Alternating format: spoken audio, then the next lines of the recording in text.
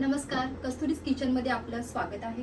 तर आज आपण बनवणार आहोत बाप्पाला आवडणारे उकडीचे मोदक। तर आपण साहित्य पाहूया। 1 वाटी खवलेला नारळाचा कीस, 2 वाटी तांदळाचं पीठ, अर्धी वाटी दूध, 2 ते 3 चमचे घी आहे, त्यानंतर खसखस आहे, नंतर आपण 1 वाटी गूळ घेतला। तर चला आपण सुरुवात करूया। तर आता आपण गॅस चालू करणार आहोत।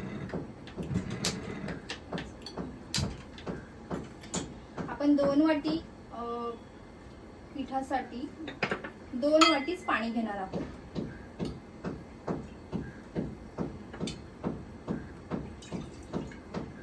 प्रमाण हे सेमच असलं पाहिजे।